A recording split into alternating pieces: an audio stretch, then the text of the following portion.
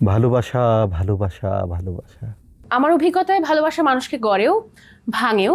ভালোবাসা সবসময় কাছেই টানে না, কখনো কখনো দূরেও ঠেলে দেয়। আসলে আমার কাছে মনে হয় ভালোবাসা আসলে একটা ঐশ্বরিক অনুভূতি। আসলে ভালোবাসা মানে ভালোবাসাই। আমার কাছে ভালোবাসা মানে অদ্ভুত। কমিটমেন্ট যদি একটা সম্পর্কে কমিটমেন্ট একবারই আসে। পুরুষের জীবনে ভালোবাসার আসলে কমতি নেই। সত্যিকারের ভালোবাসা যদি কোনো মানুষের জীবনে আসে তাহলে সেই গোছালো মানুষটাকেও ভেঙে চুরে চুরমার করে দেয়। Love all, trust a few, do wrong to none. Love looks not with the eyes, but with the mind, and therefore is winged Cupid painted blind. ভালোবাসা কথায় নয়, অনুভবে। উইলিয়াম শেক্সপিয়ার বলেছিলেন, love looks not with the eyes but with the mind. আধুনিক মনোবিজ্ঞানের ভাষায় ভালোবাসা শুধুমাত্র শারীরিক আকর্ষণ নয়, এটি একটি জটিল মানসিক ও স্নায়ুবিজ্ঞানিক প্রক্রিয়া। গবেষণায় দেখা গেছে ভালোবাসার অনুভূতির সঙ্গে মস্তিষ্কের ডোপামিন, সংযোগ ও বিশ্বাস এবং মানসিক ভারসাম্য ঘনিষ্ঠভাবে জড়িত। আমার অভিজ্ঞতায় ভালোবাসা মানুষকে গড়েও ভাঙেও। এটা নির্ভর করে ভালোবাসার ওপর। If you are with the right one then you are good to go, but if you are with the wrong one তাহলে তো শেষ। মাদার তেরেসা বলেছিলেন, spread love wherever you go.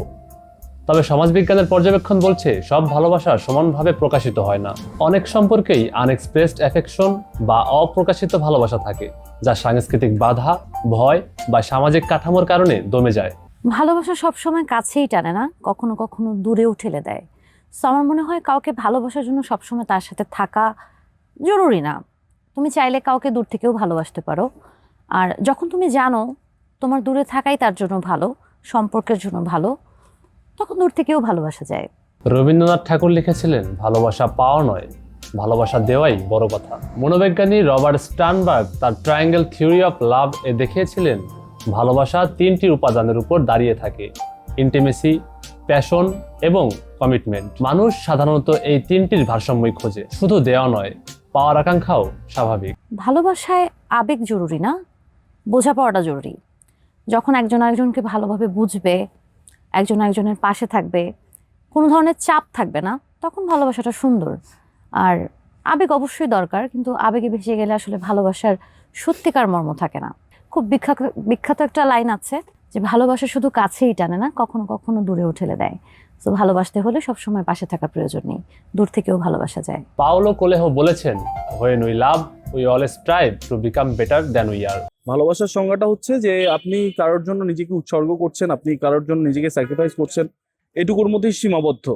So ভালোবাসায় সত্যি মিথ্যা কিছু নাই, ভালোবাসা মানে ভালোবাসা।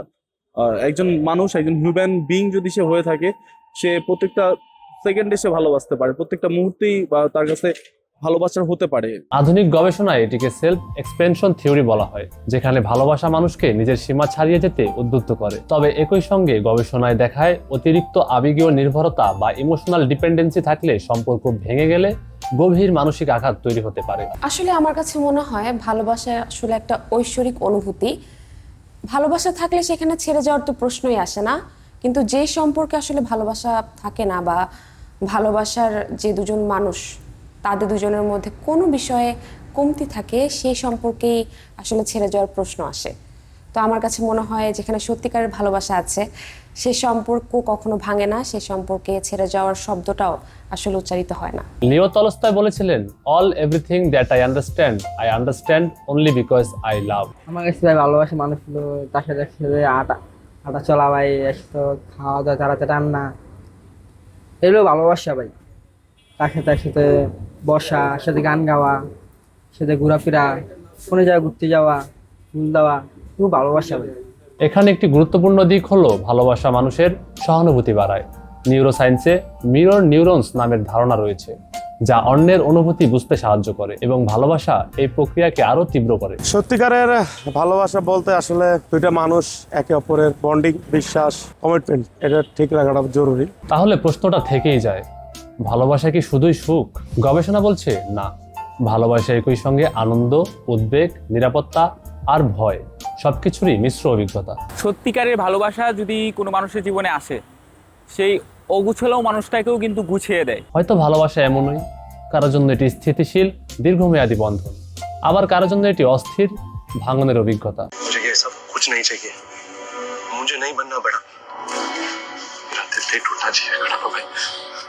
Neela, if you are watching this video, then remember, when death covers my chest, it will not be heavier than the love I carried for you.